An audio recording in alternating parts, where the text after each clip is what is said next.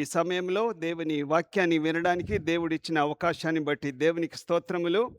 ఈరోజు చాలా ప్రాముఖ్యమైన అంశము. మీ అందరి జీవితాలలో మీరు గుర్తు చేసుకోవాల్సిన అంశము. 5 మాటలు మరి మీరు రాసుకొని లేకపోతే మైండ్లో గుర్తుపెట్టుకోవాలి. చాలా ప్రాముఖ్యమైన అంశము. మన జీవితంలో దేవుని ప్రణాళికను ఎవ్వరూ ఆపలేరు. చెప్పండి. మన జీవితంలో దేవుని ప్రణాళికను ఎవ్వరు ఆపలేరు. ఆయన యొక్క ప్లాన్ని ఎవ్వరు కూడా చేంజ్ చేయలేరు. ఎందుకు చేయలేరు, ఎవరు చేయలేరు అనే విషయాలను మనం ఈరోజు ధ్యానం చేసుకోబోతూ ఉన్నాం. చాలా జాగ్రత్తగా వినండి. అటు ఇటు లేచి నిలబడకూడదు. ఖచ్చితంగా 45-50 మినిట్స్ దేవుని వాక్యము ఉంటుంది. మరి బైబిలు తెలిసిన వారు, వాక్యం తెలిసిన వారు, నేను అన్ని రెఫరెన్స్ కొన్ని చూపించకపోవచ్చు, కానీ స్టోరీస్ లాగా ఉంటుంది. చిన్న చిన్న ఉదాహరణలు బైబిల్లో ఉన్న భక్తులను గురించి మనం రాస్తూ ఉన్నప్పుడు, తెలియపరుస్తూ ఉన్నప్పుడు మీరు జ్ఞాపకం చేసుకోవాలి. ప్రార్థన చేసుకుందాం. మమ్మల్ని మిక్కిలిగా ప్రేమించిన మా ప్రియ పరలోకపు రాజా, నీ పరిశుద్ధ నామమునకు వందనాలు, స్తోత్రములు. ఈరోజు మీరు మాతో మాట్లాడుతూ ఉన్నారు, మీకు వందనాలు. మా ఒక్కొక్కరి జీవితాల్లో, కుటుంబాల్లో ప్రభువా మీకుంటున్న ప్రణాళిక గొప్పది. ప్రభువా, భూమి ఆకాశము ఎంత ఉన్నతముగా ఉన్నాయో, మా తలంపులకు మీ తలంపులు ఎంత దూరంగా ఉన్నాయో, ఎంత ఎత్తుగా ఉన్నాయో అవి ప్రభువా వర్ణించలేము. మేము అనుకున్నవి జరగవు, మీరు అనుకున్నవి తప్పకుండా జరుగుతాయి. దానిని ఎవరు అడ్డగించలేరు, ఎవరు కూడా ఆపలేరు అనే అంశాన్ని మేము ధ్యానం చేసుకోబోతూ ఉన్నాం. సహాయం చేయండి, మాతో మాట్లాడండి, మమ్మల్ని బలపరచండి. నీ వాక్యముతో ప్రభువా సత్య మార్గంలో సత్య వాక్కును ప్రభువా మాకు ప్రకటింపచేయమని యేసుక్రీస్తు పరిశుద్ధ నామమును అడుగుచున్నాము తండ్రి, ఆమేన్. మన జీవితంలో దేవుని ప్రణాళికను ఎవ్వరూ ఆపలేరు. ఎవ్వరంటే మన చుట్టూ ఉన్నవారు ఎవరు కూడా ఆపలేరు. ఇక్కడ యోబు గ్రంథము 23:14 చూసినట్లయితే, నాకు విధించబడిన చదువమా నాకు విధింపబడిన దానిని ఆయన నెరవేర్చును, అట్టి పనులను ఆయన అనేకముగా జరిగించువాడై ఉన్నాడు. ఆయన నెరవేర్చును. ఆయన అనేక విషయాలను ఆయన నెరవేరుస్తాడు. ఎవరు నెరవేరుస్తాడు? దేవుడు మన జీవితాల్లో ఆయన సంకల్పాన్ని నెరవేరుస్తాడు. మనం ఏమనుకుంటామంటే, చేతులతో చేసింది కాళ్ళతో తుడిస్తే పోతుందా, మనం చేసిన పనులకు మనకు శిక్ష వస్తుందని అంటాము. కానీ మన జీవితంలో దేవుని ప్రణాళిక, ఉద్దేశము, సంకల్పము వేరుగా ఉంది. ఆయన నెరవేరుస్తాడు. ఆయన నెరవేరుస్తాడు. అట్టి పనులను ఆయన అనేకముగా జరిగించుచున్నాడు. చాలా మన జీవితంలో ఆయన చిత్త ప్రకారంగా జరుగుతున్నాయని మనం నమ్మాలి. అనేకమైన ప్లాన్ను నెరవేరుస్తూ ఉన్నాడు. యెషయా గ్రంథము 55:8-9. నా తలంపులు మీ తలంపులు వంటివి కావు. చూశారా? నా తలంపులు మీ తలంపులు వంటివి కావు. మీ త్రోవలు నా త్రోవలు వంటివి కావు. మీ త్రోవలు నా త్రోవలు వేరువేరుగా ఉన్నవి. అవి ఎంత దూరం ఉన్నాయి? భూమికి ఆకాశానికి ఎంత ఎత్తుందో అంత ఎత్తుగా ఉన్నాయి. ఏదో ఒక జానెడు, మోరెడు, లేకపోతే కిలోమీటరు, లేకపోతే కొంచెం దూరంలో ఉంటే, లేకపోతే రాకెట్ పోయగలిగే అంత దూరంలో ఉంటే బాగానే ఉండేది. ఏ రాకెట్ కూడా పోదు ఆకాశాన్ని చేరుకోవడానికి. ఇంతవరకు మానవుడు ఎవరు కూడా ఆకాశాన్ని టచ్ చేసుకొని రమ్మని చెప్పిన ఏ రాకెట్ కానీ, ఏ జెట్ విమానం కానీ లేదు. మనుషుడు ఎవరు కూడా మరి దానిని ముట్టుకొని అక్కడ తాకి రమ్మని చెప్పింది ఎవరు లేరు. అంత దూరంగా ఉంది ఆకాశం, దానికి అంతే లేదు. అంటే దేవుని మాటలు, దేవుని తలంపులు, దేవుని ఉద్దేశాలు, దేవుని సంకల్పాలు, మన సంకల్పము, మన ఉద్దేశాలు, మన మాటలు, మన తలంపులు చాలా దూరంగా ఉన్నాయి, అంతు లేదు. కానీ ఆయన గెలుస్తాడు, ఆయన నెరవేరుస్తాడు. ఎవరి జీవితాల్లో? విశ్వాసుల జీవితాల్లో. కనుక మన తలంపులు పనికిరావు, మన ఆలోచనలు పనికిరావు. ఎవ్రీ ఇయర్ న్యూ ఇయర్లో మనం ఒక కార్డు తీస్తూ ఉంటాం. దీన్ని ఏమంటారు? వాగ్దానాల కార్డు. ఈ కార్డు ప్రతి ఒక్కరు తీసుకుంటారు కదా. ఒక్కొక్కరు 2, 3 తీసుకుంటారు. తీసుకున్న రోజు దీన్ని చదువుతాము. నా జీవితంలో ఇది నెరవేర్చబడుతుంది అనే వాగ్దానాన్ని మనం అక్కడ తీసుకొని వెళ్తూ ఉంటాం. ఇది చదివినప్పుడు కొందరికి అర్థం కాదు, అర్థం చేసుకోలేరు. అర్థం కాకపోతే ఏం చేయాలి? ఆ చాప్టర్ అంతా చదవాలి. దాని ముందు వెనక బాగా, ఆ వచనానికి ముందు వెనక బాగా చదవాలి. చదివినా కొందరికి అర్థం కాదు. ఎందుకు అంటే ఇది డైరెక్ట్గా నాకు అర్థం కాదు అని పాస్టర్ గారిని పోయి అడిగితే పాస్టర్ గారు చెప్తారని చెప్పి, పాస్టర్ గారు దీని అర్థం ఏందండి, నాకు అడిగిన వాళ్ళు ఉన్నారు, దీని అర్థం ఏందండి. రాత్రి మీటింగ్ జరిగినప్పుడు December 31 నైటు దీని అర్థం ఏందండి అని అడిగిన వాళ్ళు ఉన్నారు. అంటే దీన్ని అర్థం చేసుకునే వాళ్ళు కూడా లేరు. తేరగా వచ్చాడు కదా, పాస్టర్ గారిని అడిగితే ఆయనే చెప్పేస్తాడు అనే వాళ్ళు కూడా ఉన్నారు. వాక్యము చదవక, వాక్యంలో ఉన్న సత్యాన్ని గ్రహించక, ఇది గుర్తు పెట్టుకోక, దీని అర్థం మీనింగ్ మనము తెలుసుకోక, దీన్ని స్వతంత్రించుకోక మనము జీవిస్తూ ఉంటాం. ఏ వాగ్దానం వచ్చిందో, ఇప్పుడు మనము జూన్లో ఉన్నాం, జూన్ 2వ వారంలో ఉన్నాం. 6 నెలలు పైగా అయిపోయింది మన యొక్క వాగ్దానాలు తీసుకొని. ఎవరికైనా గుర్తుందా? మనం బైబిల్లో పెట్టుకుంటాం, ఈ వాగ్దానము నా జీవితంలో నెరవేరిందో లేదో, అసలు ఏ వాగ్దానం వచ్చిందో మీకు గుర్తుందా? పోనీ గుర్తు లేదు. దాని అర్థం ఏమైనా గుర్తుందా? గుర్తుండదు. వాగ్దానమే ఉండనప్పుడు అది నెరవేరిందో లేదో ఎలా తెలుస్తుంది? దేవుని వాగ్దానాలు అన్నీ కూడా మంచిగా ఉంటాయా, చెడ్డగా ఉంటాయా? చెప్పండి. ఈ సంవత్సరం నీకు నష్టం కలుగును గాక అని మీకు వచ్చిందనుకోండి, మీరేమనుకుంటారు? పాస్టర్ గారు ఏందండి ఈ వాగ్దానాలు ఇట్లా వచ్చిందేంది అని అంటారు. మేమంటే పాస్టర్, ఈ యొక్క వాగ్దానాలు రాసిన వాళ్ళంతా కూడా ఆశీర్వాదములే మీకు తెలియచేస్తాం, కానీ కీడును మాత్రం మీ మీదికి రానియం. మీకు ఆ వాగ్దానాలు ఇవ్వం. ఇందులో కీడులు ఉన్నాయి, బైబిల్లో మంచి ఉన్నాయి, చెడ్డయి ఉన్నాయి. కానీ మీకు ఇచ్చేది మాత్రం మంచివా, చెడ్డయా, నష్టం వచ్చేటివా, లాభం వచ్చేటివా? చెప్పండి, మీరే చెప్పండి. మీ అందరికీ వాగ్దానాలు మేలుకరంగా ఉండే వాగ్దానాలు ఉన్నాయా, చెడు కలిగించే వాగ్దానాలు ఉన్నాయా? మేలు కలిగించే వాగ్దానాలే ఉంటాయి. నిజమే. ఎందుకు మేలుకరంగా మేము పాస్టర్లు రాస్తూ ఉంటారు అంటే, విశ్వాసులమైన మనము, అన్యజనులమైన మనము ప్రభు నమ్ముకున్న తర్వాత మన మీదకి ఆశీర్వాదాలే రావాలి. మన శాపాలు ఎవరు తీసుకున్నారు?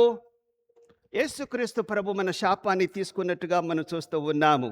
ఇక్కడ చూసినట్లయితే గలతీయులకు రాసిన పత్రిక 3వ అధ్యాయము 13వ వచనం చదవమ్మా. గలతీయులకు రాసిన పత్రిక 3వ అధ్యాయం 13వ వచనం. ఆత్మను గూర్చియు వాగ్దానము విశ్వాసము వలన మనకు లభించినట్లు అబ్రహాము పొందిన ఆశీర్వచనము క్రీస్తు ద్వారా అన్యజనులకు కలుగుటకై క్రీస్తు మన కోసము శాపము. క్రీస్తు మన కొరకు ఏమయ్యాడు? శాపమయ్యాడు. మనకేమిచ్చాడు? ఆశీర్వాదాలు ఇచ్చాడు. మీకు అర్థమవుతుందా? మనకు ఆశీర్వాదాలు ఇచ్చాడు కాబట్టి పాస్టర్లు ప్రతి ఈ యొక్క వాగ్దానాలు ఆశీర్వాదాలతో మీకు ఇస్తూ ఉంటాం. దానిని మీరు స్వతంత్రించుకోవాలి. అంటే మనకు మేలు జరగడానికే దేవుడు సహాయం చేస్తాడు, కానీ కీడు చేయడానికి, నాశనమైపోవడానికి, నష్టపరచడానికి దేవుడు వాగ్దానాలు మనకి ఇవ్వడం లేదు. అంటే మనము ఆశీర్వాదాలు పొందాలని. అయితే దేవుని యొక్క ఆశీర్వాదాలు లేకపోతే వాగ్దానాలు విత్ కండిషన్తో ఉంటాయి. చెప్పండి, కండిషన్తో ఉంటాయి, షరతులతో కూడిన వాగ్దానాలు ఉంటాయి. మనం ఏం చేస్తుంటామంటే, ఎగ్జాంపుల్ 84వ కీర్తన 11వ వచనంలో యెహోవా కృపయు ఘనతయు అనుగ్రహించును. దేవునికి స్తోత్రములు. నాకు కృప ఘనత ఈ సంవత్సరం నన్ను బాగా మరి ఘనత ఇస్తాడు, మంచి కీర్తి ఖండాలు ఇస్తాడు, ఆశీర్వాదాలు ఇస్తాడని చెప్పి మనం నమ్మి మురిసిపోతూ ఉంటాం. కానీ దాని క్రింద ఉన్న మాట మనం చదవం. ఏముంది దాని కింద? చదవమ్మా. కండిషన్ ఏముంది? యెహోవా కృపయు ఘనతయు అనుగ్రహించును. కండిషన్ ఏంది? యథార్థముగా ప్రవర్తించు వారికి ఆయన ఏ మేలు చేయక మానడు. కృప ఇస్తాడు, ఘనత ఇస్తాడు. కానీ ఎప్పుడు కృప ఘనత ఇస్తాడు అంటే నువ్వు యథార్థంగా ప్రవర్తించినప్పుడు, యథార్థంగా జీవించినప్పుడు. అప్పుడు అలాంటి వ్యక్తికి ఏ మేలు చేయక మానడు. నాతో చెప్పండి. 100కి 99% లేక 99% చెప్పండి. 99% చెప్పట్లేరు. కండిషన్తో ఉంటాయి వాగ్దానాలు. ఏ 1% ఎక్కడో ఒక చోట ఉంటుంది. కానీ ప్రతి వాగ్దానము, ఇప్పుడు మీరు పొందిన వాగ్దానాలు, లేకపోతే మీరు పొందబోయే వాగ్దానాలు, లేకపోతే మీరు అంటి పట్టుకుంటున్న వాగ్దానాలన్నీ కూడా 99% కండిషన్, షరతులతో ఉంటాయి. ఆ షరతులు అది కిందనో పైనో మనం చదవకుండా కృపా ఘనత నాకు కలుగుతుంది, దేవుని కృప నాకు తోడుగా ఉంటుంది, దేవుడు ఘనత ఇస్తానన్నాడు, అత్యధికంగా ఆశీర్వదిస్తానన్నాడు అని చెప్పి మురిసిపోవద్దు. దాని కిందున్న కండిషన్ అది మనం చదవకుండా దాన్ని నిర్లక్ష్యం చేసినట్లయితే కృప రాదు, ఘనత రాదు. సో మనము అట్టి కండిషన్లో జీవిస్తున్నామా? మీ జీవితంలో జరగకముందే దేవుడు చెప్తాడు. చాలాసార్లు మనకు తెలియదు మన జీవితంలో ఏమేం జరుగుతుందో, ఏమేమి జరగకూడదో మనల్ని చెప్పి కొడతాడు, చెప్పి దీవిస్తాడు. నమ్ముతారా ఈ విషయము? మీరు వింటున్నారా? దేవుడు మనకు చెప్పి దీవిస్తాడు, చెప్పి కొడతాడు. నువ్వు ఎలా దీవించబడాలో వాగ్దానాల ద్వారా, దేవుని వాక్యము ద్వారా, దేవుని వాక్యముతో దేవుడు మీతో మాట్లాడతాడు, మీకు బయలుపరుస్తాడు. ఈ సంవత్సరం మీకు దీవెనలు ఉన్నాయి, ఆశీర్వాదాలు ఉన్నాయని. లేకపోతే ఇప్పుడు ఫ్యూచర్లో మీకు అన్ని మేలే జరుగుతుంది, కానీ విత్ కండిషన్తో ఇస్తాడు, చెప్పి దీవిస్తాడు. రెండవది, చెప్పి కొడతాడు. మనలను, విశ్వాసులను, అన్యులను కాదు, విశ్వాసులను చెప్పి దీవిస్తాడు, చెప్పి కొడతాడు, చెప్తాడు. ఎట్లా కొడతాడు అంటే, నీ బండి స్కిడ్ అయిందనుకో, కాలు ఇరిగిందనుకో, ముందే చెప్తాడు. అబ్బా అనుకోకుండా స్కిడ్ అయిందండి, ఆ ఎద్దు ముందు వచ్చేసిందండి, ఆ బండి ఎదురు వచ్చేసిందండి అని చెప్పి మనము అపాయాలను ఏదో ఒకరు అడ్డొచ్చారని చెప్పి మనం అనుకుంటాము. కానీ ఇది ఎవరు చేసిన నష్టము, ఎవరు చేసిన కీడు, లేకపోతే ఎవరు దేవుడు పర్మిషన్ ఇస్తాడు నిన్ను కొడతానని చెప్పి. అది మనం నమ్మకుండా మనం ఏం చేస్తామంటే, ఏదో నా బ్యాడ్ లక్ అండి, ఆ కుక్క అడ్డం వచ్చింది, లేకపోతే ఈ రోగం వచ్చింది, ఈ రోగానికి విరుగుడు లేదట, నా కర్మ, నా నసీబు, నా యొక్క జీవితంలో ఇది జరగాలని చెప్పి మనము బాధపడుతూ ఉంటాము. కానీ ఈ రోగమైనా, ఈ దెబ్బైనా, ఈ కష్టమైనా, ఈ నష్టమైనా ఎవరు పంపిస్తారు? విశ్వాసులకు బాగుపడడానికి, నువ్వు తెలుసుకోవడానికి దేవుడు నీ జీవితంలో అనుమతిస్తాడన్న సంగతి మర్చిపోతూ ఉంటాం. అర్థమవుతుందా? దేవుడు అనుమతిస్తాడు. దీవించాలన్నా అనుమతిస్తూ ఉంటాడు, కొట్టాలన్నా, దెబ్బ తలగాలన్నా దేవుడు అనుమతిస్తూ ఉంటాడు. బైబిల్లో ఉంది. యోహాను సువార్త 14వ అధ్యాయం 29. ఈ సంగతి సంభవించినప్పుడు మీరు నమ్మవలెనని అది సంభవింపక ముందే మీతో మీకు చెప్పుచున్నాను. చూశారా? ఇది జరిగిన తర్వాత కాదు, ఇది జరగక ముందే దేవుని వాక్యము చేత మీకు తెలియజేస్తూ ఉంటాడు. కానీ మీరు ఏం చేస్తారు? ఇగ్నోర్ చేస్తూ ఉంటారు, గ్రహించరు. మీకు తెలియపరుస్తాడు. హార్ట్ అటాక్ వచ్చినా కూడా, ఏ వ్యాధి వచ్చినా కూడా, ఏ దెబ్బ తగిలినా కూడా, ఎలాంటి నష్టం వచ్చినా కూడా, అది వ్యాపారమే కావచ్చు, లేకపోతే మీ యొక్క ఉద్యోగంలోనే కావచ్చు, మీ జీవితంలో ఏదైనా నష్టం జరిగినా, లాభం వచ్చినా కూడా సంభవింపక ముందే దేవుడు నీకు తెలియజెప్తూ ఉంటాడు. హల్లెలూయా. మనం నమ్మాలి. ఎట్లా మాట్లాడతాడు దేవుడు, ఎవరితో మాట్లాడతాడు దేవుడు, అది నాకు తెలియదు, మీకే తెలియాలి. ఖచ్చితంగా మీకు చేస్తాడు దేవుడు. నాకు చెప్పలేదు, నాకు తెలియదు, నేను చదువుకోలేదు. చదువుకున్న వారిని కూడా, చదువులేని వారిని కూడా దేవుడు ఏ రీతిగా మాట్లాడాలో దేవుడు అబద్ధికుడు కాడు, తెలియపరుస్తూ ఉంటాడని జ్ఞాపకం చేస్తూ ఉన్నాను. సో ఇంకా యోహాను సువార్త 13:19, యోహాను సువార్త 16:14 కూడా ఆయన ముందే మీకు తెలియచేస్తాడన్న సంగతి మీకు జ్ఞాపకం చేస్తున్నాను. మన జీవితంలో వాగ్దానాలు, చెప్పండి, మన జీవితంలో వాగ్దానాలు, గట్టిగా చెప్పాలి లేకపోతే మిమ్మల్ని వదలా. మీరు ఇలా నేను రిపీట్ చేపిస్తున్నానంటే అది చాలా ఇంపార్టెంట్ అయితేనే నేను రిపీట్ చేపిస్తూ ఉంటాను. మన జీవితంలో వాగ్దానాలు బ్లూ ప్రింట్ లాంటివి.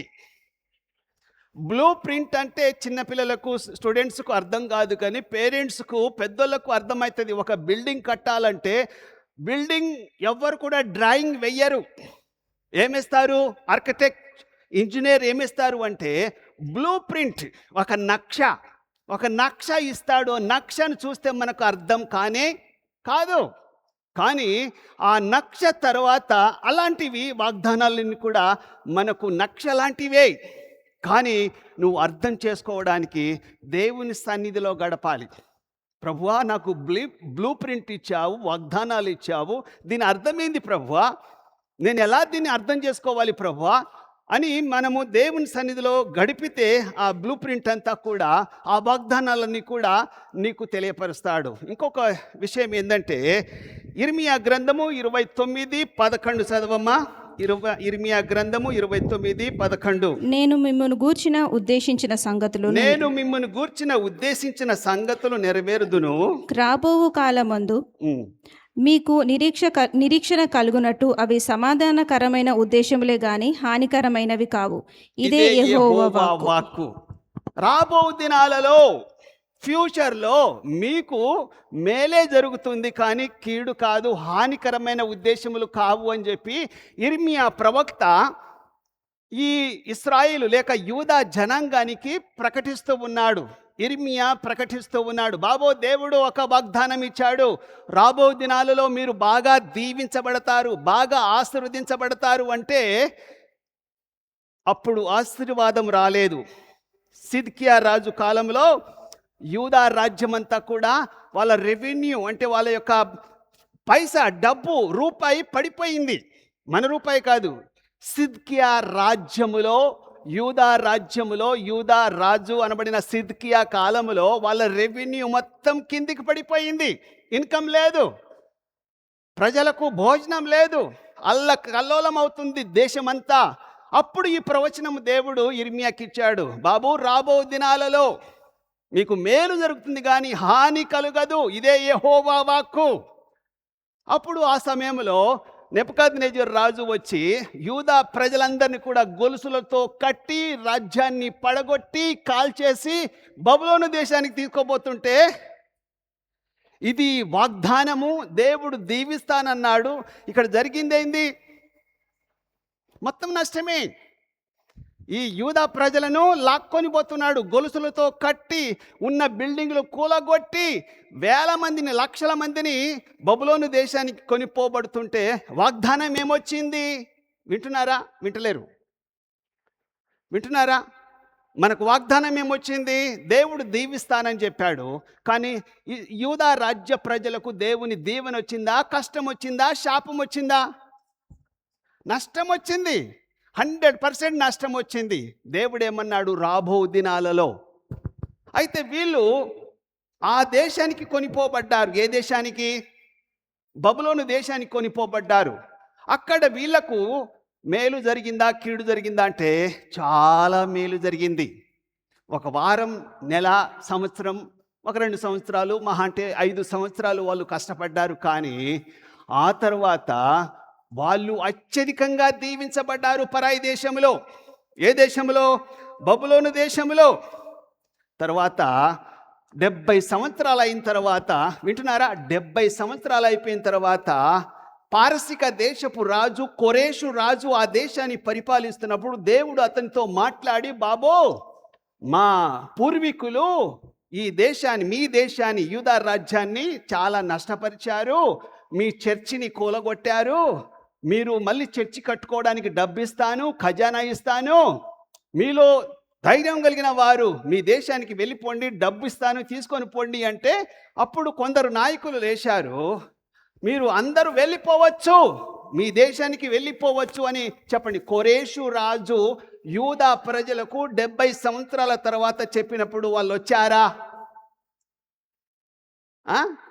రాలే. కొంతమందే వచ్చారు, ఒక 10-15% వచ్చారు. 85% వాళ్ళు అక్కడే సెటిల్ అయిపోయారు. ఎక్కడ అమ్మా? బబులోనులో సెటిల్ అయిపోయారు. ఎందుకు సెటిల్ అయిపోయారు చెప్పండి ఇప్పుడు నాకు అమ్మా. అక్కడ చాలా బాగుంది కాబట్టి, వాళ్ళు దీవించబడ్డారు కాబట్టి, వాళ్ళు అక్కడ వెల్ సెటిల్డ్. అయితే వాగ్దానం నెరవేరిందా? నెరవేరలేదా? నెరవేరింది. వాగ్దానం నెరవేరింది. దేవుని వాగ్దానం నెరవేరింది కాబట్టి వాళ్ళంతా అక్కడ సెటిల్ అయిపోయారు. పారసిక దేశపు రాజు కానీ, లేకపోతే బబులోనియన్ రాజు నెబుకద్నెజరు కాలంలో కానీ అక్కడ వెళ్ళిన వారంతా కూడా, ఫర్ ఎగ్జాంపుల్ నెహెమ్యా కానీ, మొర్దెకై కానీ, దానియేలు కానీ, షడ్రక్ మెషక్ వాళ్ళు కానీ అక్కడ వెల్ సెటిల్డ్. చూడండి, నెహెమ్యాని చూడండి, ఆయన గవర్నర్ అయ్యాడు. మొర్దెకై కాలంలో చూడండి, ఆయన గొప్ప ప్రైమ్ మినిస్టర్ అయిపోయాడు. నెహెమ్యా గవర్నర్ అయిపోయాడు వాళ్ళ దేశంలో. దానియేలు కాలంలో కూడా అంతా రూలింగ్ అంతా వీళ్ళదే. వీళ్ళు వేరే దేశానికి వెళ్ళినా కూడా అక్కడ పెద్ద పెద్ద ఆఫీసర్లంతా కూడా ఎవరు? యూదులు. గవర్నర్లు వాళ్ళే, ప్రైమ్ మినిస్టర్లు వాళ్ళే. ఆ దేశంలో ప్రైమ్ మినిస్టర్ మొర్దెకై, ఆ దేశంలో ప్రైమ్ మినిస్టర్ దానియేలు 70 సంవత్సరాలు పరిపాలించాడు. ఆ దేశంలో గవర్నర్ నెహెమ్యా, ఆ దేశంలో కలెక్టర్, పెద్ద పెద్ద ఆఫీసర్లంతా కూడా దేశం వాళ్ళది. అధికారులు, రూలింగ్ సత్తా ఎవరిది? యూదులది. వీళ్ళు దీవించబడ్డారా? దీవించబడలేదా? రమ్మంటే వస్తున్నారా? బాబు మన దేశానికి వెళ్ళిపోదామంటే, బాబు ఇక్కడ చాలా బాగుంది నాకు. మన ఇండియన్స్ని ట్రంప్ ఏమంటున్నాడు చెప్పండి? వెళ్ళిపోండి, వెళ్ళిపోండి మీ దేశానికి, Indians you get out from here అని చెప్తుంటే ఎవరైనా వస్తున్నారా? వచ్చిన వాళ్ళు మనకు ఎవరైనా చెప్తున్నారా? హైదరాబాద్లో పంపిస్తున్నారు అని చెప్పి మీడియా గోడు అంటుంది, కానీ అమెరికా నుంచి మన దేశానికి ఇండియన్స్ ఎవరైనా తిరిగి వచ్చేసినట్టు ఉందా? వస్తున్నారా? హాయిగా ఉంది అమెరికాలో. చాలా డబ్బు సంపాదించుకోవచ్చు, చాలా పేరు ప్రఖ్యాతులు సంపాదించుకోవచ్చు. $1 ఇక్కడ ₹100, ₹95. మేమెందుకు వస్తామండి? డబ్బులు కావాలంటే పంపిస్తాము. మీరు చాలా స్టోరీలు వింటారు. తల్లిదండ్రులు చనిపోయినా కూడా డబ్బు పంపిస్తున్నారు, కానీ పిల్లలు రావడం లేదు. డబ్బు పంపిస్తారు, వీడియోలు చూసుకుంటారు. చాలా స్టోరీలు మీరు యూట్యూబ్లో చూస్తే చూడొచ్చు. ఎవ్వరు తిరిగి మన దేశానికి రారు, ఎందుకంటే దే ఆర్ వెల్ సెటిల్డ్. వాళ్ళు దీవించబడ్డారు, మేము రాము.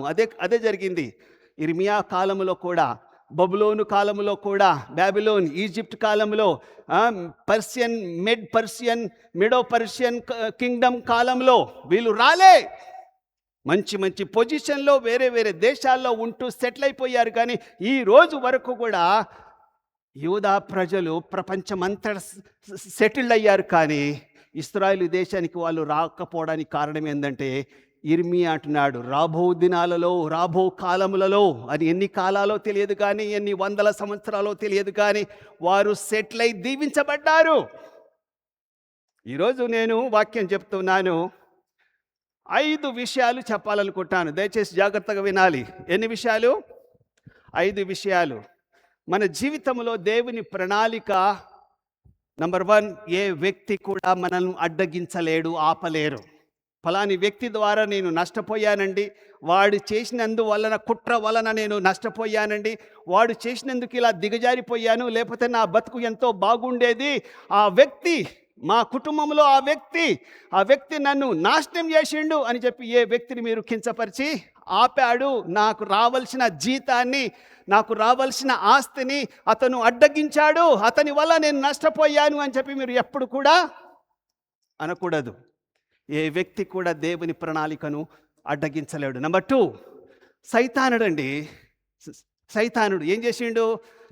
నా కుటుంబంలో వచ్చేసి నన్ను నాశనం చేశాడండి, అని చెప్తూ ఉంటారు చాలామంది. సైతానుడు మన జీవితంలో వచ్చి, మన కుటుంబంలో వచ్చి నాశనం చేయడానికి, అతనికి అడ్డగించడానికి అధికారము దేవుడు ఇవ్వలేదు. దేవుడు ఇస్తాడు, కానీ వాడు ఆపలేడు. ఏం ఆపలేడు? అభివృద్ధిని, ఆశీర్వాదాన్ని ఆపలేడు. నెంబర్ 3, మన జీవితాల్లో మన చుట్టూ ఉన్న పరిస్థితులను ఎవరు ఆపలేరు. నా పరిస్థితి ఇదండి, అప్పుడు కాలం వేరు సార్. అప్పుడప్పుడు మా పిల్లలు కూడా మమ్మల్ని అంటారు, ఆ కాలం వేరు డాడీ, ఇప్పుడు వేరు డాడీ. అప్పటి పరిస్థితులు వేరు డాడీ, ఇప్పుడు పరిస్థితులు వేరు డాడీ. అప్పటి రోజులు వేరు, ఇప్పుడు రోజులు వేరు. అప్పటి గవర్నమెంట్ వేరు, ఇప్పటి గవర్నమెంట్ వేరు. కానీ దేవుడు ఎన్నడూ నిన్న నేడు నిరంతరము మారని దేవుడు. మన పరిస్థితులు ఎలాంటివైనా కూడా మన దేవుని నుంచి రావాల్సిన ప్లాన్ను, ఆశీర్వాదాన్ని ఎవరు కూడా ఆపలేరు. నెంబర్ 4 నేను చెప్తాను తర్వాత. నెంబర్ 4 ఏంటంటే మన వీక్నెస్. చెప్పండి, మన వీక్నెస్, లేకపోతే మన బలహీనతలు, మన నొప్పులు, కాలు నొప్పులు, తలనొప్పులు, వయస్సు. ఇప్పుడు ఇవన్నీ కూడా ఏవి అడ్డగించలేవు. దేవుడు నీకు ఎన్నుకున్నాడా, ఆయన నీకు సామర్థ్యాన్ని ఇస్తాడు. దేవుడు నిన్ను పిలిచాడా, ఆయన నిన్ను ఆశీర్వదించినప్పుడు ఈ నొప్పులు, రోగాలు, ఈ శరీర బలహీనతలు ఏవి కూడా ఆపలేవు. నంబర్ 5 లాస్ట్ది ఏంటంటే ఏ గవర్నమెంట్ కూడా మన యొక్క దేవుని యొక్క ప్రణాళికను ఆపలేవు. ఇవి మనం ఈరోజు ధ్యానించుకోబోతున్నాం. దయచేసి టైం వేస్ట్ చేయకండి, జాగ్రత్తగా వినాలని కోరుకుంటున్నాను. నెంబర్ 1 ఏంటంటే ఏ వ్యక్తి కూడా మన జీవితాన్ని నాశనం చేశాడండి, మా బొమ్మరిదండి, మా బావండి, మా చిన్నాయనండి, మా సొంతోడండి, మా ఇంట్లోడండి, వాడి వల్ల నేను ఇట్లా రోడ్డుకి ఎక్కానండి, వాడు నా జీవితాన్ని బరాబన్ చేశాడండి చెప్పి మనం ఎవ్వరి మీద ఏడవద్దు. ఏ వ్యక్తి కూడా మన యొక్క పరిస్థితులను, మన ఆశీర్వాదాలను ఆపడానికి దమ్ము లేదు. దేవుడు ఇచ్చిన ప్రణాళికను, ఎగ్జాంపుల్, యోసేపు కల వచ్చింది. యోసేపు కల వచ్చినప్పుడు ఆయన పొలంలో పంట పనలు 12 పనలు వచ్చి నమస్కారం చేశాయి, 10 పనలు వచ్చి నమస్కారం చేశాయి అని చెప్పినప్పుడు అది దాచుకోలేక ఓపెన్గా, అన్నయ్యలారా మీ పనలన్నీ కూడా పొలములో నా వైపు తిరిగి నన్ను నమస్కారం చేశాయి, నాకు నమస్కారం చేశాయి అని చెప్పాడు. అప్పుడు వాళ్ళు సంతోషించారా, కోపడ్డారా? కోపడ్డారు. ఏంద్రా వీడు చెప్పేదంతా నేను నమ్మాలా అని చెప్పి కోపడ్డారు. రెండోసారి కల వచ్చింది. ఏం కల వచ్చింది? ఆకాశంలో ఉన్న నక్షత్రాలన్నీ కూడా, ఈవెన్ సూర్యుడు, చంద్రుడు కూడా అవి నాకు సాగిలపడి నమస్కారం చేశాయి అని చెప్పినప్పుడు వాళ్ళకి ఎట్లుంటుంది? ఫస్ట్ ఆయనకు కల వచ్చినప్పుడు కల భావము చెప్పకూడదు. రెండోది వాళ్ళు కోపడిన తర్వాత రెండో కల చెప్పకూడదు. కానీ ఈ యొక్క యోసేపులో ఉన్నది ఏంటంటే నిష్కపటమైన పావును లాంటి మనసుంది, కానీ వివేకము లాంటి యుక్తి కలిగిన పాము లాంటి యుక్తి లేదు. చాలామందికి నేనంతా ఓపెన్ అంటారు. మీరు చెప్పండి, అంత ఓపెన్ ఉండాలనా, కొంత దాచిపెట్టుకోవాలా? మన పెద్దలు చెప్తుంటారు, నీదైనా సొంతది నీదైనా కూడా ఎట్లా తినాలట? దాచుకొని తినాలట. మనం అంతా ఓపెన్ ఉంటే అంత ఓపెన్ ఉండదు, వివేకంగా ఉండాలి, యుక్తి కలిగి ఉండాలి. ఈ యోసేపుకి ఏం లేదు, పాము వలె యుక్తి తప్పించుకునే జ్ఞానము లేదు. ఓపెన్గా చెప్పేశాడు. అన్నయ్యలంతా ఏం చేశారు? పట్టి బాయిలో పడేసి తర్వాత ఇస్మాయిలు కమ్మేసినట్టుగా మనం చూస్తూ ఉన్నాం. ఆఖరికి పెద్ద స్టోరీ చిన్నగా ఏమంటున్నానంటే, ఆయన జైల్లో వెళ్ళాడు. 7 సంవత్సరాలు జైల్లో ఉన్న తర్వాత బయటికి వచ్చిన తర్వాత కలభావం చెప్పిన తర్వాత చక్రవర్తి అయిపోయాడు. ఈ అన్నయ్యలంతా కూడా ఆయన దగ్గరికి వచ్చి సాగిలపడి నమస్కారం చేస్తుంటే తమ్ముడైన యోసేపు గుర్తొచ్చింది. అరే, ఆ రోజు నేను చెప్తే నన్ను తిట్టారు, కొట్టారు, అమ్మేశారు అని చెప్పి పగ తీర్చుకున్నాడా యోసేపు? పగ తీర్చుకోలేదు. అన్నయ్యలారా, ఆ రోజు మీరు నన్ను కీడు చేసి అమ్మేశారు, కానీ దేవుడు మనకి ఇది మేలే చేశాడని చెప్పి క్షమించాడే. కానీ అది ఇక్కడ నేనేమంటున్నానంటే, ఏ వ్యక్తి అమ్మాలని కీడు చెయ్యాలనుకున్నాడో ఆ వ్యక్తి ద్వారా ఇతని జీవితం మారిందా? మారలేదు. నష్టపోయాడా? నష్టపోలేదు. తాత్కాలికంగా నష్టపోయాడేమో, కానీ దేవుని ప్రణాళికను వాళ్ళు అడ్డగించలేరు అని జ్ఞాపకం చేస్తూ ఉన్నాను. నెంబర్ 2 ఏంటంటే యెహోషువపాతు. యూదా రాజ్యంలో యెహోషువపాతు ఒక పెద్ద మంచి రాజు. ఆ రాజ్యం అంతా బలహీనంగా ఉంది. బలహీనంగా అంటే బక్కోడని కాదు అర్థం. ఆ రాజ్యంలో రెవెన్యూ డబ్బు లేదు కనుక పక్కన మూడు రాజ్యాలు మరి వచ్చి మరి ఇతన్ని బెదిరిస్తూ ఉన్నాయి. ఏమని బెదిరిస్తున్నాయి అంటే, నీ రాజ్యం మేము పడగొడతాము అని 1 కాదు 2 కాదు 3 రాజ్యాలు అతని మీదకి ఎగబడ్డాయి అన్నట్టుగా మనం చూస్తున్నాము. అమ్మోనీయులు, మోయాబీయులు, అమ్మోనీయులు, తర్వాత మెయోమీయులు, ఈ 3 రాజ్యాలు యెహోషువపాతు మీదకి యుద్ధానికి చేసినప్పుడు ఆయన, అయ్యా వీళ్ళని నేను ఎదుర్కోలేను, వీళ్ళతో నేను యుద్ధం చేయలేను, నా స్థితి ఇది అని చెప్పి దేవుని సన్నిధిలో వచ్చి దేవుణ్ణి ఆరాధించాడు. కాబట్టి దేవుడు యుద్ధం చేశాడు. యుద్ధము యెహోవాదే. యుద్ధము చేసి గెలిచాడు. ఇప్పుడు ఆ కాలంలో ఈ UN లేదు, యునైటెడ్ నేషనల్ అని ఒక నేషనల్లో 5 కంట్రీస్ ఉన్నాయి.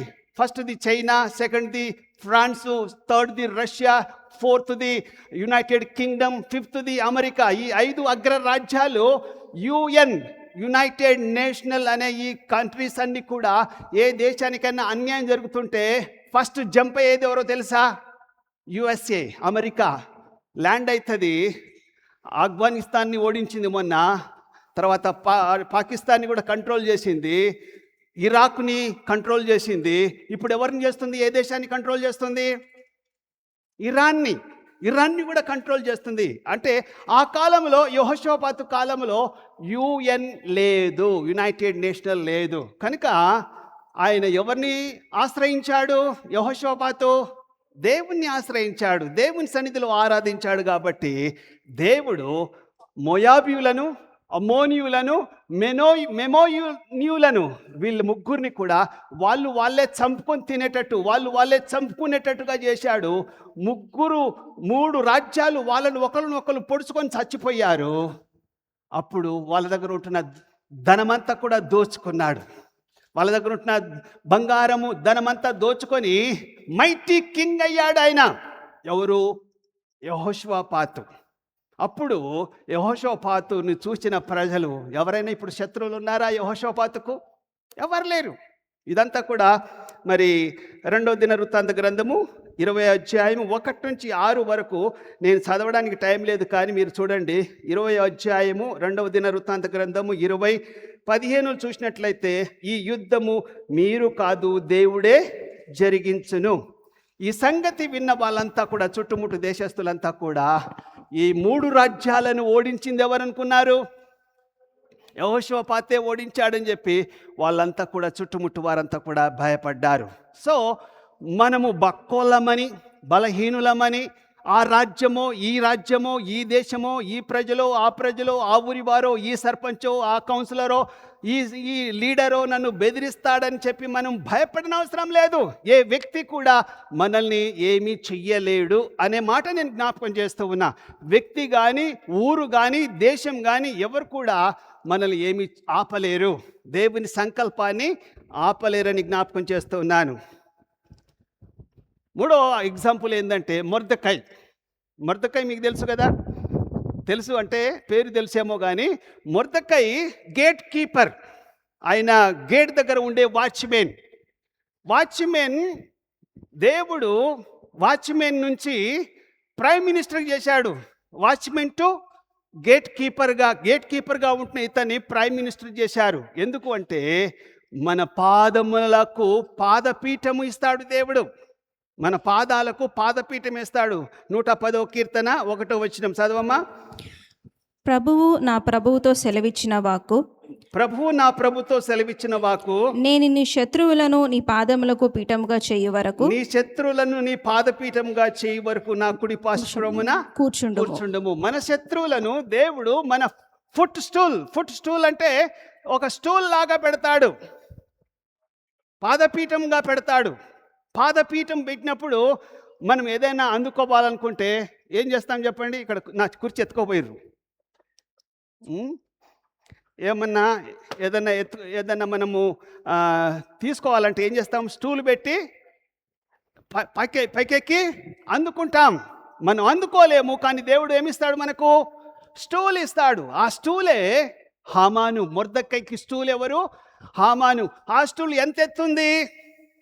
50 ఫీట్ల ఎత్తుంది. ఇప్పుడు కింద ఉన్న ఈయనకు 50 ఫీట్లు అంటే ఇంకా దీనికంటే పైన అంత ఎత్తుగా ఉంటున్న స్టూల్ ఇచ్చాడు. అంటే గేట్ వాచ్మెన్ నుంచి ప్రైమ్ మినిస్టర్గా ఇచ్చాడు. హామానును అందుకోవడానికి, లేకపోతే పాదపీఠం ఇచ్చినట్టుగా మనం చూస్తూ ఉన్నాం.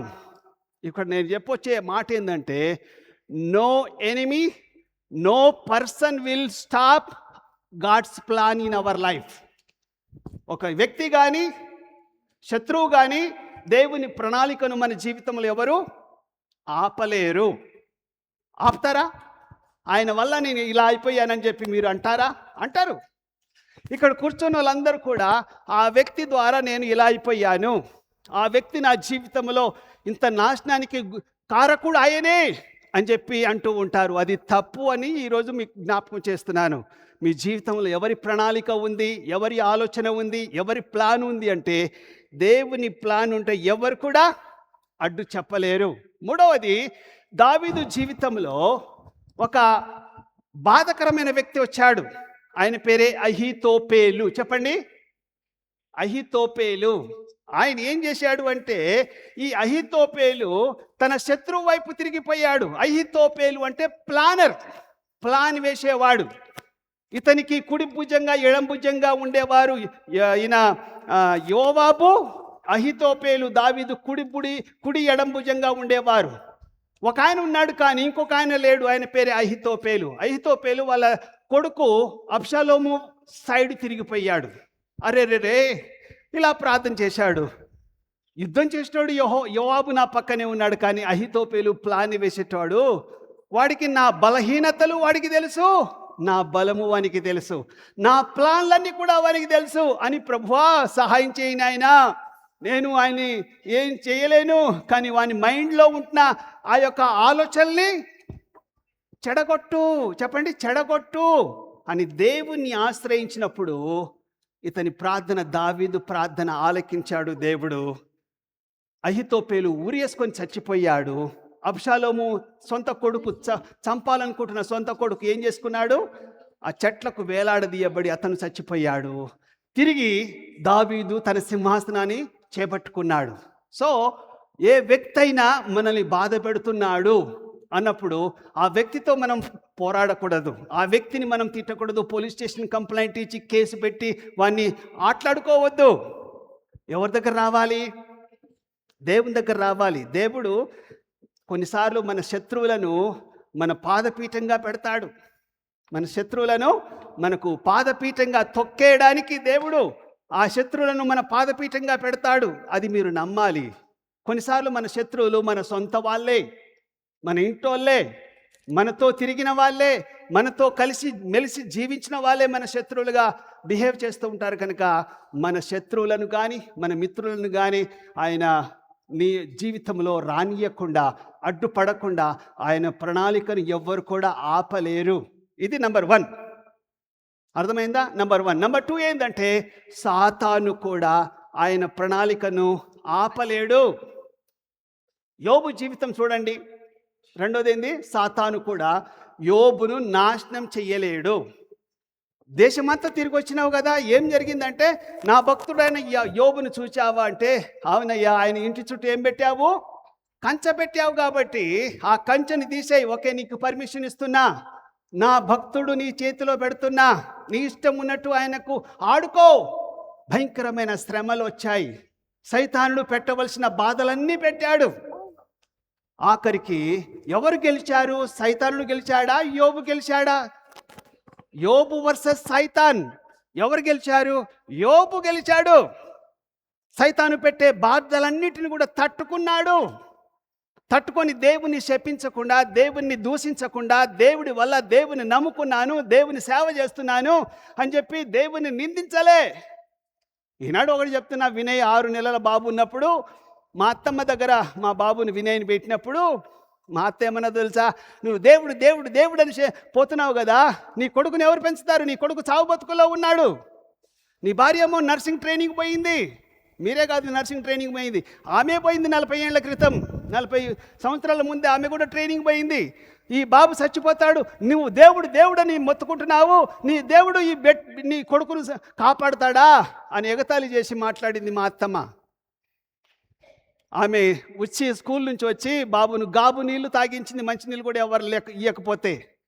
నేనేం చేయలేను, రిక్తస్థ, నేను సేవలో ఉన్నాను నెక్కొండ ప్రాంతంలో, వరంగల్ జిల్లాలో. ఎందుకు చెప్తున్నానంటే సైతానుడు రకరకాలుగా మన వాళ్ళ ద్వారా శోధిస్తూ ఉంటారు. దేవుని దూషించు, దేవుడు నీ యొక్క జీవితాన్ని ఆపేసిండు, నిన్ను వద్దలనియకుండా, అభివృద్ధి చెందనీయకుండా నిన్ను ఆపేసిండు, నీ దేవుడు నిన్ను నష్టం చేసిండు అని చెప్పినప్పుడు కూడా మనం ఏం చేయాలి? బెదరక మన పని, మన గురి దేవుని వైపు పెట్టాలని జ్ఞాపకం చేస్తూ ఉన్నా.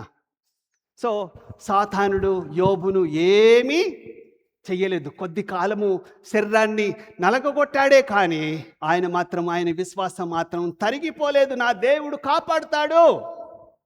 పేతురుకు దేవుని యేసుప్రభును పేతురు వర్సెస్ సాతాను అన్నప్పుడు సాతానుడు పేతురును శోధించాడు. యేసుప్రభు అంటాడు కదా, లూకాసు వార్త 22:31 చదవమ్మా. లూకాసు వార్త 22:31. పేతురు, సీమోను ఇదిగో సాతాను మిమ్మును వట్టి గోధుమ వలె జల్లించుటకు, సాతాను మిమ్మును పట్టి గోధుమల వలె జల్లించుటకు మిమ్మును కోరుకొనేను గాని నీ నమ్మిక తప్పింకపోకుండునట్లు నేను నీ కొరకు వేడుకొంటిని. నీ కొరకు ఇది వరకే వేడుకొన్నాను. నువ్వు పడిపోకుండా, నీ కొరకు నువ్వు సాతాను చేతిలో పడిపోకుండా నీ కొరకు నేను విజ్ఞాపన చేశాను. Praise the Lord. ఎంత మంచి దేవుడు అండి. మనం సైతాను చేతుల్లో పడిపోకుండా కాపాడడానికి యేసుక్రీస్తు ప్రభు మన కొరకు వేడుకునే దేవుడు. ఆయన సాతాను పట్టుకున్నప్పుడు 1 కాదు 2 కాదు 3 సార్లు బొంకిండు. నేను యేసు ప్రభు ఎవరో నాకు తెలియదు అని చెప్పి 3 సార్లు బొంకిండు. కానీ చివరికి ఆయన దీనుడై పశ్చాత్తాపం పొంది, ప్రభువా నా పాపాన్ని క్షమించు, నేను సైతాను వలలో పడ్డాను, కానీ మీరు నన్ను పైకి తీశారు, నన్ను నా కోసం వేడుకున్నారు, మీకు వందనాలు. యేసుక్రీస్తు ప్రభు మనందరి కోసం, విశ్వాసులందరి కోసము విజ్ఞాపన చేస్తున్నాడు. సైతాను శోధనలో పడిపోకుండా, త్రుట్టిల్లకుండా కాపాడు ప్రభు అని చెప్పి. కనుక మనం పడిపోకుండా, సైతాను చేతిలో మనము నాశనం కాకుండా ఉండడానికి దేవుడు మనల్ని పైకి లేవనెత్తుతున్నాడు. వాడి చేతిలో పడిపోయి నలిగిపోవాలి, సాతాను చేతిలో నాశనం కావాలని దేవుని ప్రణాళిక కాదు. 3వది పౌలు వర్సెస్ సాతాన్. పౌలు అన్నబడిన సౌలు యేసుప్రభు నమ్ముకున్న తర్వాత గొప్ప పరిచర్య చేస్తూ ఉన్నాడు, అనేక సంఘాలను స్థాపిస్తూ ఉన్నాడు. అప్పుడు సైతాను అతన్ని శోధించాడు. అతని దూత వచ్చి అతన్ని శరీరంలో ఒక ముళ్ళును పెట్టాడు. ఆ ముళ్ళు అనబడింది, అయ్యా సాతాను దూత నా శరీరంలో ఒక ముళ్ళుగా పెట్టి నన్ను నలగగొడుతున్నాడు, దయచేసి మూడోసారి దయచేసి నా శరీరంలో ఉన్న ఈ ముళ్ళును తీసేయంటే దేవుడేమన్నాడు? నా కృప నీకు చాలు, my grace is sufficient to you. నా కృప నీకు ఎప్పుడు చాలు. నువ్వు అత్యధికంగా హెచ్చించిపోకుండునట్లుగా, దేనికి? నువ్వు అత్యధికంగా హెచ్చింపబడకుండునట్లుగా నేను నీ శరీరంలో ఏం పెట్టాను? ముళ్ళు పెట్టాను. దేవుడు మనల్ని ఒక ముళ్ళు పెడతాడు తగ్గించబడాలని, దీనుడవ్వాలని. పేతురు దీనుడయ్యాడు, సంఘానికి స్థాపకుడయ్యాడు, సంఘ లీడర్ అయ్యాడు. మరి పౌలు కూడా దీనుడై అదే బాధతో, అదే ముళ్ళుతో, అదే రోగంతో బాధపడుతూ తన సేవను కొనసాగించాడు. ఎందుకంటే అత్యధికంగా హెచ్చింపబడకుండునట్లుగా దేవుడు అతని శరీరంలో ఒక ముళ్ళును పెట్టాడు. కానీ ఆయన ప్రణాళికను, దేవుని ప్రణాళికను పౌలు జీవితంలో, పేతురు జీవితంలో, తర్వాత యోబు జీవితంలో నెరవేర్చుకున్నాడు. ఇప్పుడు 2 అయిపోయాయి. నంబర్ 1 ఏంది? ఏ వ్యక్తి కూడా మీ జీవితంలో ఉన్న ప్రణాళికను ఆపలేరు. నెంబర్ 2, సాతానుడు కూడా మీ జీవితంలో ఆయన ప్రణాళికను ఆపలేరు. మూడవది, వెరీ వెరీ ఇంపార్టెంట్, మన చుట్టూ ఉన్న పరిస్థితులు మన యొక్క ఆశీర్వాదాన్ని ఆపలేవు. ఎలాంటి పరిస్థితులు వస్తాయి? మనకు చాలామందికి చెప్పాను ఇంతకుముందే, బ్లూ ప్రింట్ కనబడదు. బ్లూ ప్రింట్ అనేది దేవుని వాగ్దానాలు మనకు కనబడవు. బిల్డింగ్ కనబడుతుంది, కానీ బిల్డింగ్ ముందు ఏముంటుంది? బ్లూ ప్రింట్ ఉంటుంది. అదే దేవుని ఉద్దేశము, దేవుని వాగ్దానము. చెప్పండి, అబ్రాహాము ఇస్సాకు ప్రామిస్ చేశాడు. అబ్రాహాము దగ్గర ఇస్సాకు ఏమని ప్రామిస్ చేశాడంటే, దేవా ఈ బిడ్డను దీవించు, నా కుమారుడైన ఇస్సాకును దీవించు. ఇస్సాకు ఐగుప్తు దేశంలో ఉన్నప్పుడు ఐగుప్తు దేశం అంతా కూడా కరువు వచ్చింది. కరువు వచ్చినప్పుడు వాళ్ళంతా కూడా అడక తింటూ ఉన్నారు. ఐగుప్తీయులంతా కూడా అడక తింటూ ఉన్నారు.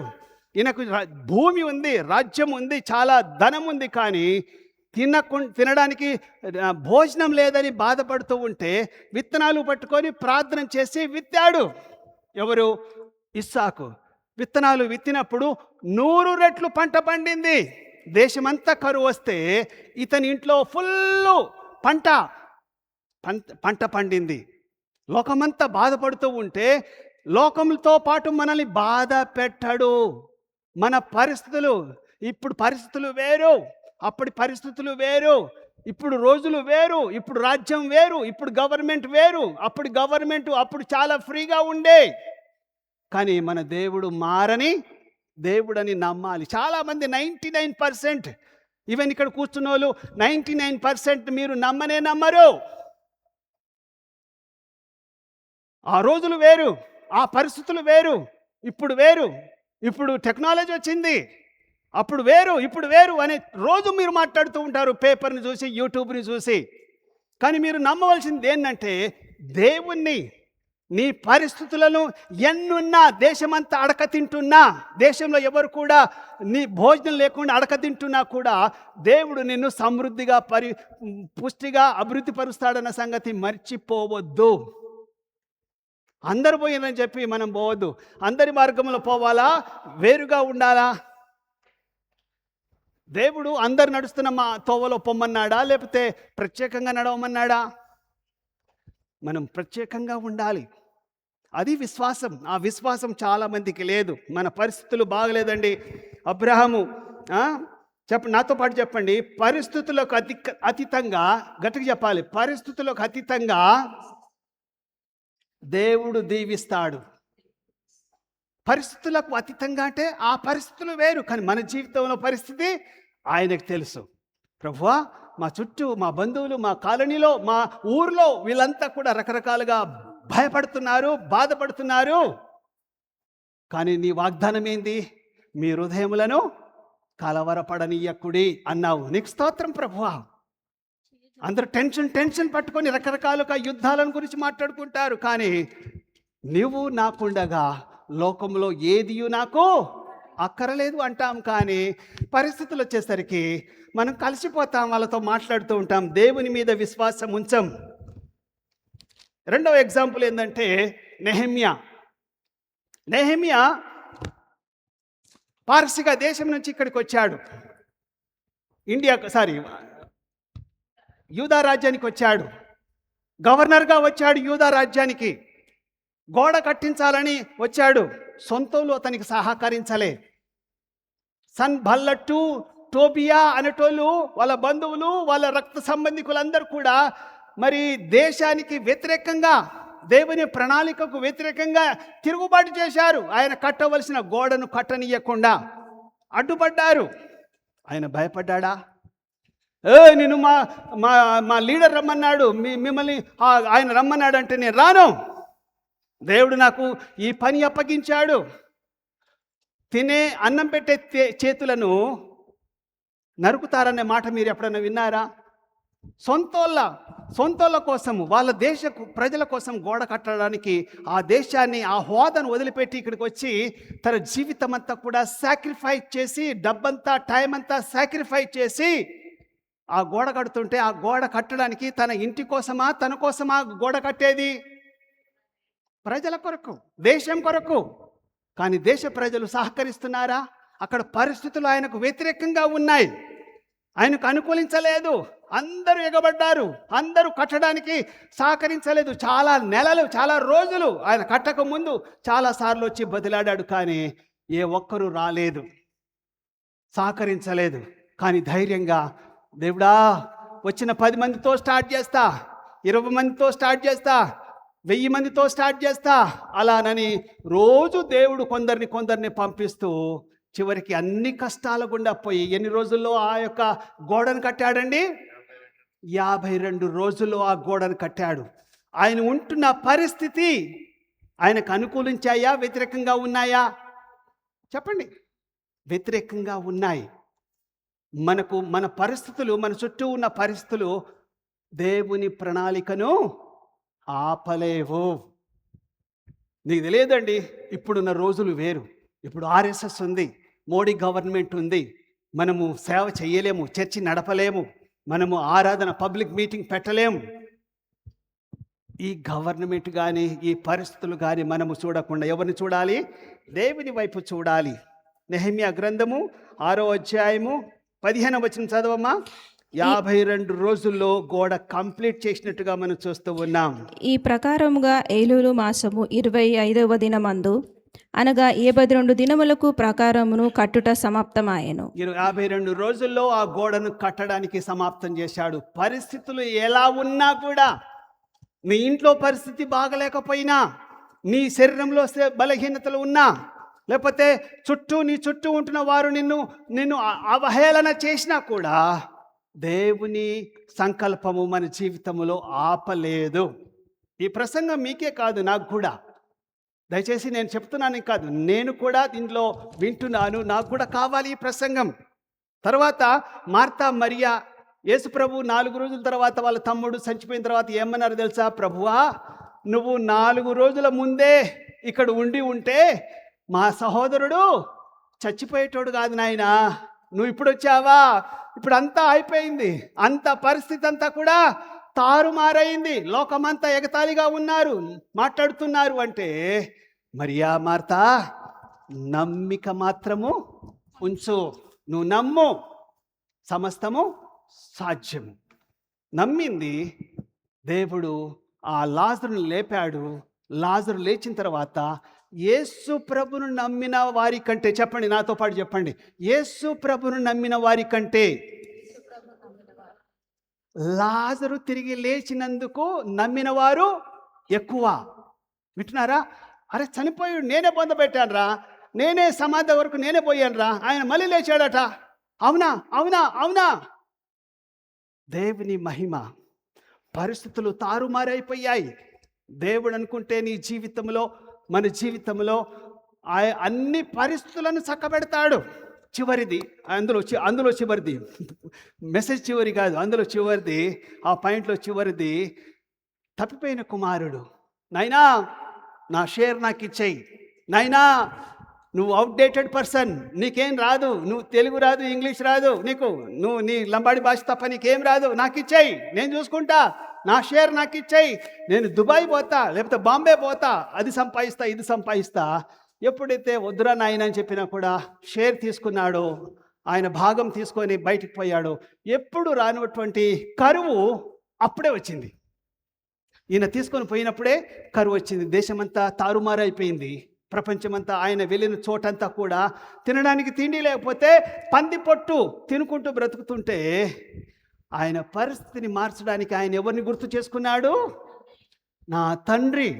అయ్యా నాయనా, నీకును దేవునికి వ్యతిరేకంగా పాపం చేశాను, నా పాపాన్ని క్షమించు, నా పరిస్థితి ఏమీ బాగాలేదు, నా చుట్టూన్న వారు, నా స్నేహితులు అనబడిన వారు నా దగ్గర ఉన్నదంతా కూడా తినేశారు, లాక్కెళ్ళారు, నేను ఎలా బ్రతకాలో తెలియదు కనుక నీ దగ్గరికి వచ్చాను. నీ కొడుకు అనుకోను, నీ పనివానిగా నన్ను చేర్చుకో, ఒక 2 పూటలు అన్నం పెట్టు, ఒక పూట అన్నం పెట్టిన ఆయన అంటే, ఆయన కొత్త వస్త్రాలు ఇచ్చి ఉంగరం తొడిగించి కుమారునిగా స్వీకరించాడు. కనుక పరిస్థితులు అడ్డు రావు. చెప్పండి, మన చుట్టూ ఉంటున్న పరిస్థితులు మనకు దేవుని ప్రణాళికను అడ్డు చెప్పలేవు.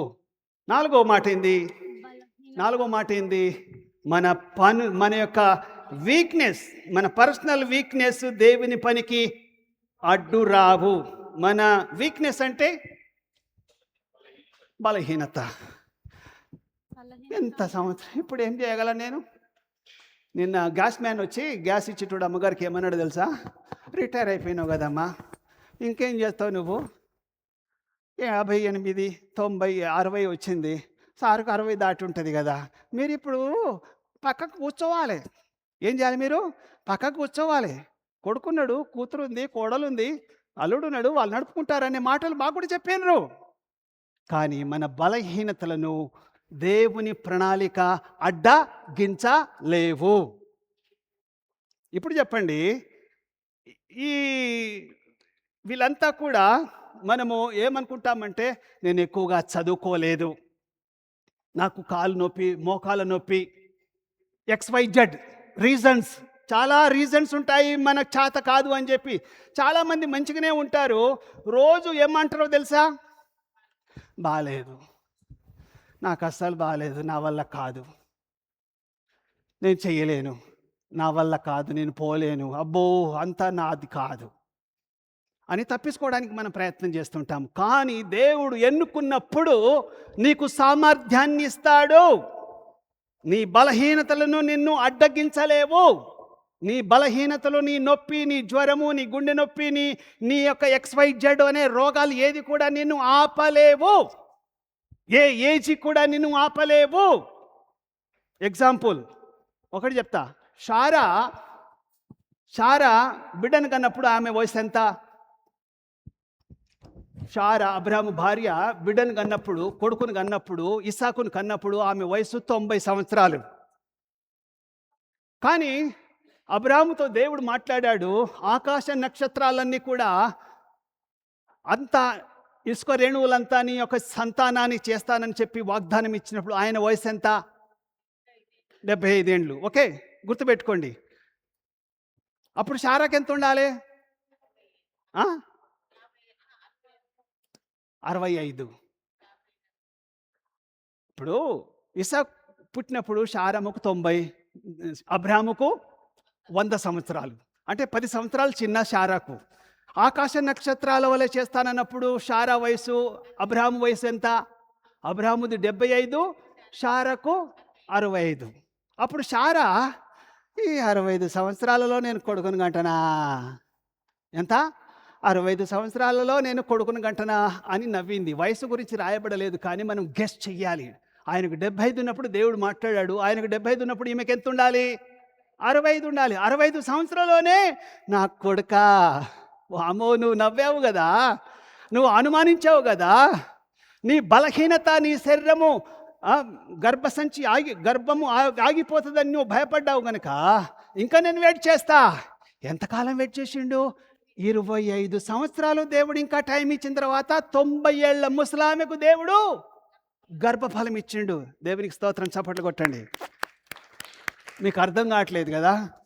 ఆమె 65 సంవత్సరాలకే నేను పిల్లలను కనలేదు అన్నప్పుడు 90 సంవత్సరాలకు పిల్లలు కనేటట్టుగా దేవుడు చేశాడు. అర్థమవుతుందా? నీ యొక్క బలహీనత దేవుని ముందు పనికి రాదు. ఇప్పుడు ఒకటి చెప్పండి,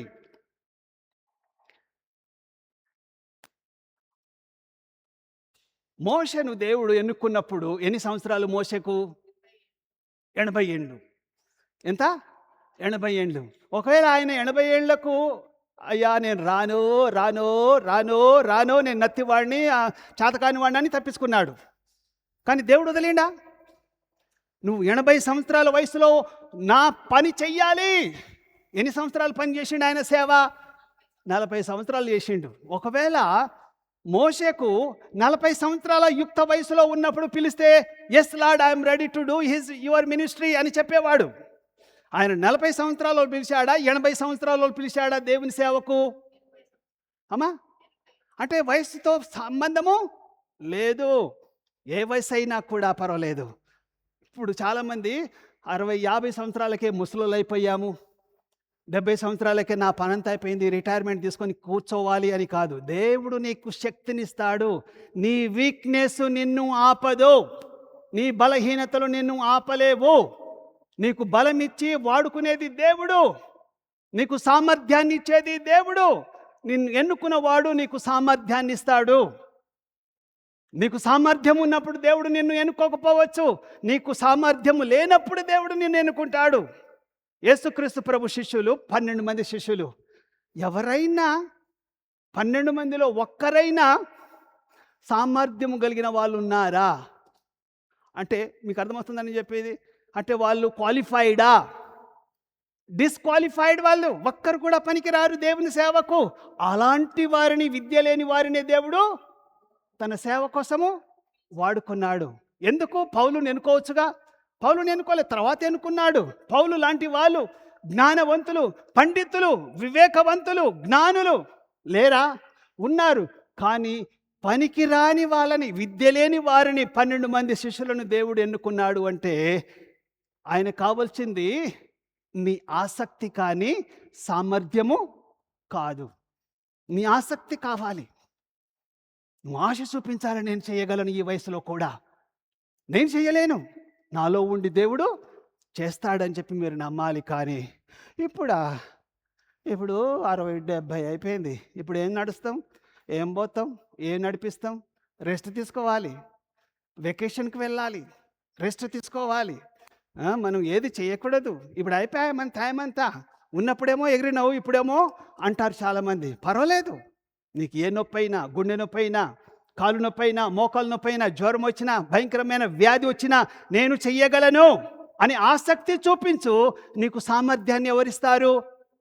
దేవుడిస్తాడు, దేవుడిస్తాడు. కనుక ప్రియమైనటువంటి దేవుని బిడ్డలారా, నెంబర్ 1 ఏంటంటే, ఏ వ్యక్తి కూడా దేవుని ప్రణాళికను ఆపలేరు. నెంబర్ 2, సాతానుడు కూడా దేవుని ప్రణాళికను ఆపలేరు. నెంబర్ 3, నీ పరిస్థితులు, నీ చుట్టూ ఉన్న పరిస్థితులు, ఇప్పుడు రోజులు బాగలేవు, అప్పటి రోజుల్లాగా కాదు అనే పరిస్థితులు వచ్చినా కూడా మన దేవుని ప్రణాళిక మన జీవితంలో ఆపలేవు. నెంబర్ 4, మన వీక్నెస్, మన బలహీనతలు, మన రోగాలు, మన యొక్క ఏజీ, దేవుని పనిని ఆ ఏజీ వాళ్ళే చెయ్యాలి. నేను చాలాసార్లు చెప్పిన, దేవుని సేవ చేసేటోళ్లకు రిటైర్మెంట్ ఏజీ లేదు, ఎప్పటికైనా చేసుకోవచ్చు. డాక్టర్లకు మాకున్న ధన్యత ఏంటంటే, డాక్టర్లు రిటైర్మెంట్ కారు, పాస్టర్లు రిటైర్మెంట్ కారు. బొందిలో ప్రాణం ఉన్నంత వరకు మేము సేవ చేయాల్సిందే. వాళ్ళు ఎంత సీనియర్ అయితే అంత డిమాండ్ ఎవరికి? డాక్టర్లకు. సీనియర్ పాస్టర్లు కూడా అంతే. మాకు రిటైర్మెంట్ లేదు. లోకంలో అందరికీ రిటైర్మెంట్ ఉంటుంది, కానీ దేవుని పనికి మాత్రము రిటైర్మెంటు ఏజీ అడ్డు రాదు. లాస్ట్ది నెంబర్ 5, ఏ గవర్నమెంట్ కూడా దేవుని ప్రణాళికను అడ్డగించలేవు. మన బలహీనతను బట్టి మనం డిస్క్వాలిఫై కాదు, కానీ మన ఆసక్తిని బట్టి దేవుడు నిన్ను నన్ను ఎన్నుకుంటాడు. లాస్ట్ది, even government will ever stop the God's plan. Government, ఏ గవర్నమెంట్ వచ్చినా కూడా దేవుని ప్రణాళికను ఆపలేదు. మోషే వర్సెస్ ఫరో దగ్గరికి వెళ్ళినప్పుడు, ఫరో గారు దయచేసి ఇశ్రాయేలు ప్రజలను పంపించండి అంటే, ఫరో పంపించాడా? పంపించలే. యెహోవా ఎవడు, ఆయన ప్రజలను పంపడానికి ఆయన ఎవడు నాకు చెప్పడానికి అని గర్వించి మాట్లాడాడు. వింటున్నారా? 4-5 అద్భుతాలు జరిగిన తర్వాత ఫరో ఏమన్నాడు? అయ్యా, నా కోసం ప్రార్థన చేయండి. ఎవరి కోసం? నా కోసం ప్రార్థన చేయండి, మీ దేవుడు చాలా గొప్పోడు అని అన్నాడు.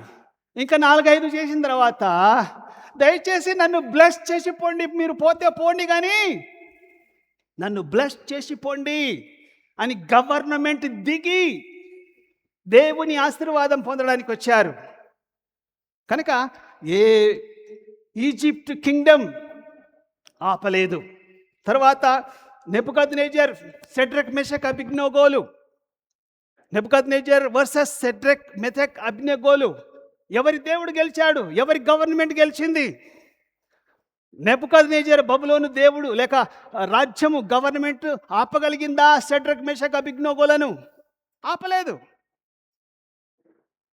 తర్వాత దర్యావేషు రాజు వర్సెస్ దానియేల్. దర్యావేషు రాజు పార్సికా రాజు, పర్షియన్ కింగ్డమ్, మీడో పర్షియన్ కింగ్డమ్ ఆపగలిగిందా దానియేల్ని? ఆపలేదు.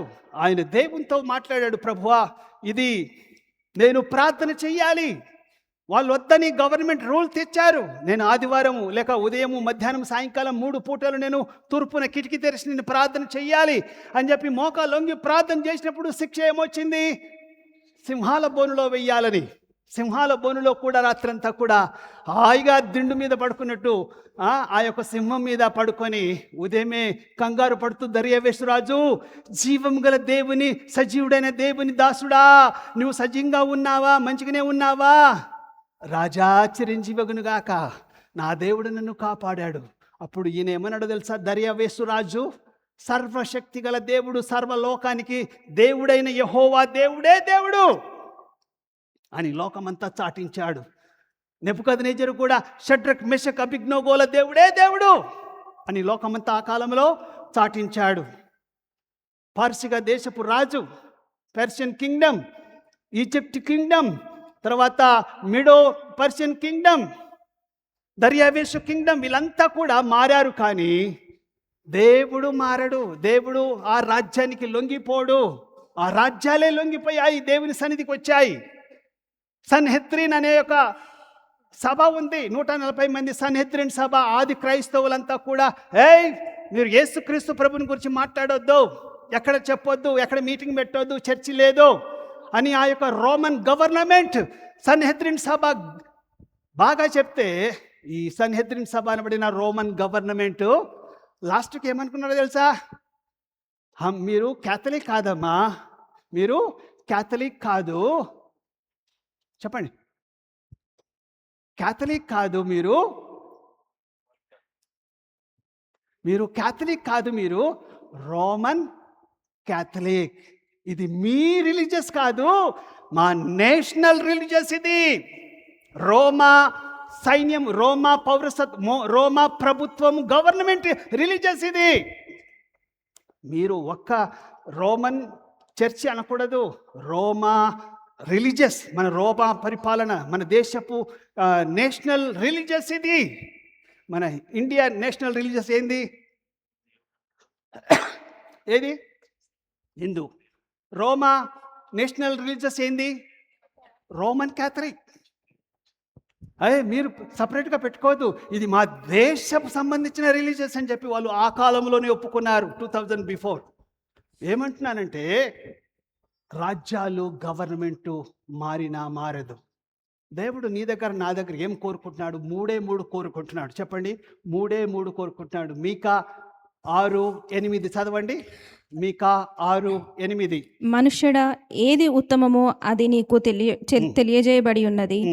న్యాయంగా నడుచుకొనుటయు. నంబర్ 1 న్యాయంగా నడుచుకోవాలి. నంబర్ 2 కనికరమును ప్రేమించుటయు. కనికరము ప్రేమ కలిగి ఉండాలి. నంబర్ 3 దీన మనసు కలిగి నీ దేవుని ఎదుట ప్రవర్తించుటయు. దీన మనసు కలిగి నీ దేవుని ఎదుట నడుచుకోవాలి. ఈ 3 ఉంటే చాలండి. ఈ 3 ఉంటే చాలు నీ జీవితంలో, నా జీవితంలో. న్యాయంగా నడుచుకోవాలి, కనికరము ప్రేమ కలిగి ఉండాలి, 3వది దీన మనసు కలిగి ఉండాలి. ఇదే కదా దేవుడు నీ దగ్గర నుంచి కోరేది. ఓ మనుష్యుడా, ఓ విశ్వాసి, న్యాయంగా నడుచుకో, కనికరము ప్రేమ చూపించు. 3వది నిన్ను నీవు దేవుని సన్నిధిలో దీన మనసు కలిగి తగ్గించుకో. అప్పుడు దేవుడు నిన్ను వాడుకుంటాడు. 3 సార్లు బొంకిన పేతురు దీన మనసుడై, అయ్యా నా తప్పును క్షమించు, నేను నీకు వ్యతిరేకంగా జీవించాను అని చెప్పినప్పుడు దేవుడు అతన్ని ఒక్క ప్రసంగంలో 3,000 మంది, 5,000 మంది, ఒక చోట 20,000 మంది మారినట్టుగా చరిత్ర చెబుతుంది. 5,000 మంది విన్నారు, కానీ 3,000 మంది బాప్తిసం తీసుకున్నారు. 5,000 మంది ప్రసంగం విన్నారు, కానీ 3,000 మంది ఒక్క రాత్రే బాప్తిసం తీసుకున్నారు. ఎప్పుడు? అతను దీనుడై ఉన్నప్పుడు, ప్రేమ కనికరము చూపించినప్పుడు.